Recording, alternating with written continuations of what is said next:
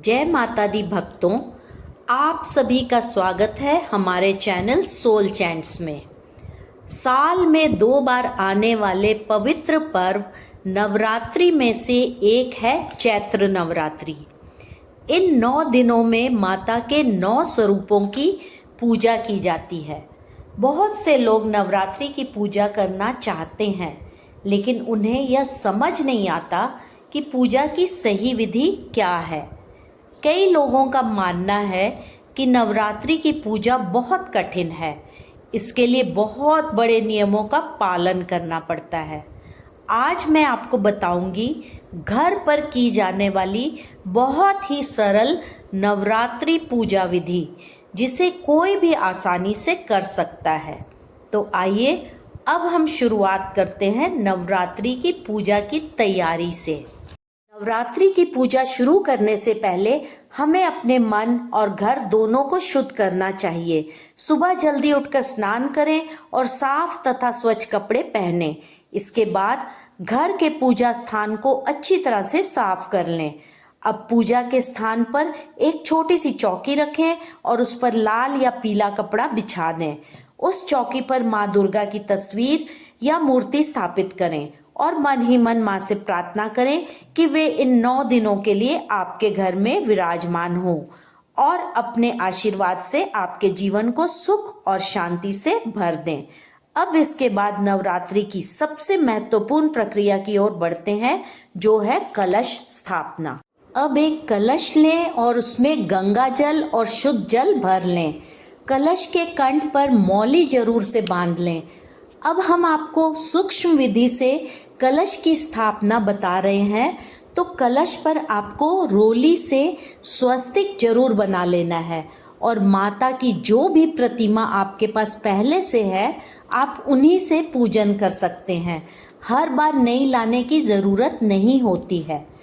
अब कलश में देखिए, हमने एक सुपारी डाली है, हल्दी और एक चुटकी रोली कुमकुम भी डाल दी है और साथ ही हमने थोड़े से अक्षत भी डाल दिए हैं और कोई भी लाल पुष्प आप डाल दें।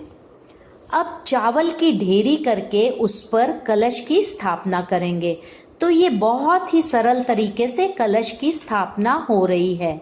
देखिए, वैसे तो कलश के ऊपर नारियल रखा जाता है, आम के पत्ते लगाए जाते हैं, तो आप वैसे भी कर सकते हैं। पर देखिए, अगर संपूर्ण विधि से नहीं कर सकते हैं तो कम से कम इस सूक्ष्म विधि से आपको कलश की स्थापना जरूर करनी चाहिए।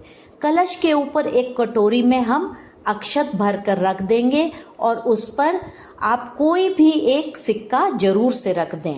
कलश स्थापना के बाद अब सबसे पहले हमें एक दीप प्रज्वलित करना है। वैसे तो नवरात्रि में अखंड ज्योत जलाना बहुत ही शुभ माना जाता है, पर सभी के लिए पॉसिबल नहीं हो पाता, तो सुबह शाम की पूजा में एक दिया जरूर से प्रज्वलित कर लें। जब तक आप पूजा करेंगे, पाठ करेंगे, मंत्र जाप करेंगे, तब तक यह दिया जलते रहना चाहिए।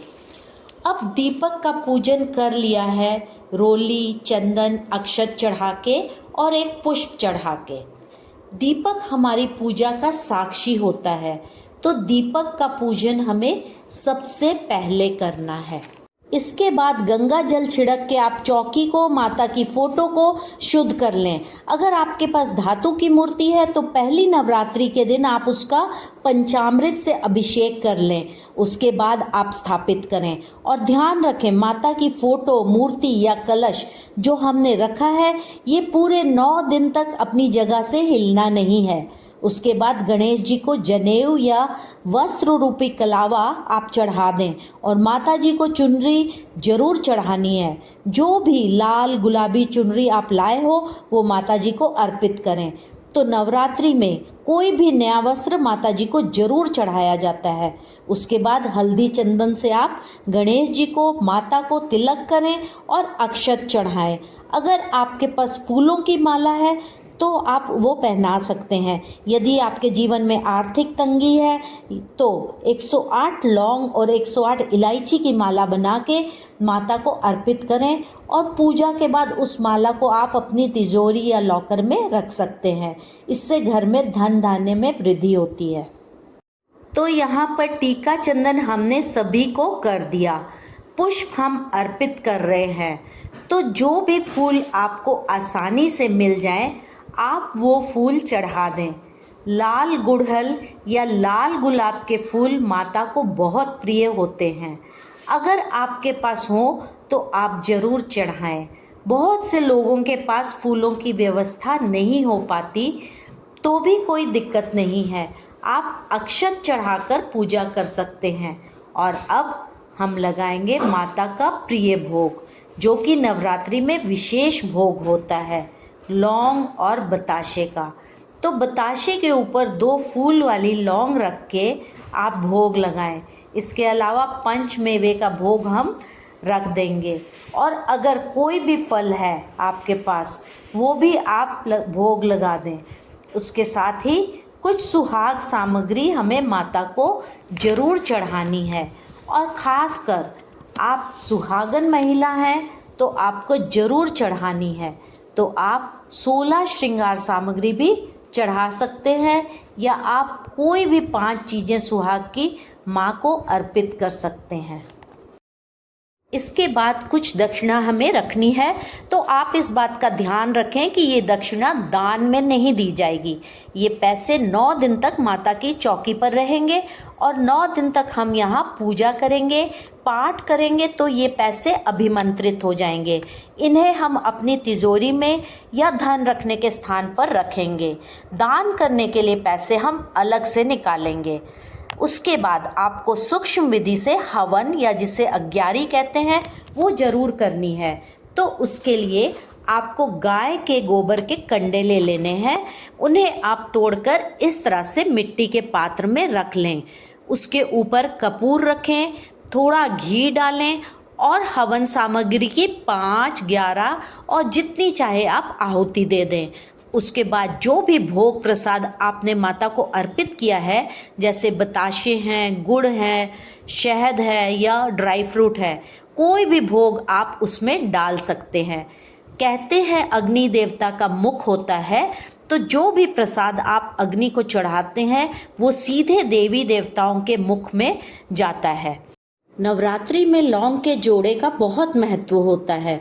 तो देखिए इस तरह से 2 फूल वाली लौंग लेके उसे घी में डिप करके चढ़ा देंगे।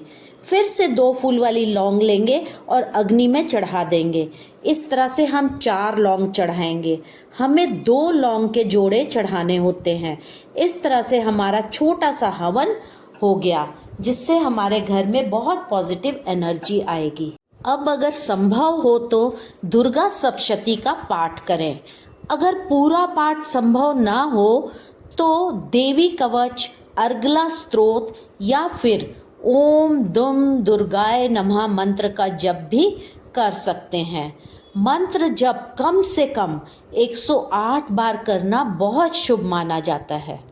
अब अंत में माँ दुर्गा की आरती करें। आरती करते समय मन में श्रद्धा और भक्ति का भाव होना सबसे महत्वपूर्ण है। आरती के बाद पूरे घर में दीपक की लौ दिखाएं। इससे घर की नेगेटिविटी दूर होती है और पॉजिटिव एनर्जी का संचार होता है। इसके बाद प्रसाद सभी परिवार के सदस्यों में बांट दें। नवरात्रि के 9 दिनों में घर की सफाई रखें, सात्विक भोजन करें, क्रोध और नेगेटिविटी से दूर रहें, अधिक से अधिक मंत्र जप और भक्ति करें। याद रखें, नवरात्रि में सबसे महत्वपूर्ण है भक्ति और श्रद्धा। यदि आप सच्चे मन से माँ दुर्गा की पूजा करते हैं तो माँ निश्चित ही आपकी मनोकामना पूर्ण करती है। अगर आपको यह जानकारी अच्छी लगी हो तो वीडियो को लाइक करें और ऐसे ही आध्यात्मिक ज्ञान के लिए हमारे चैनल सोल चैंट्स को सब्सक्राइब करें। जय माता दी।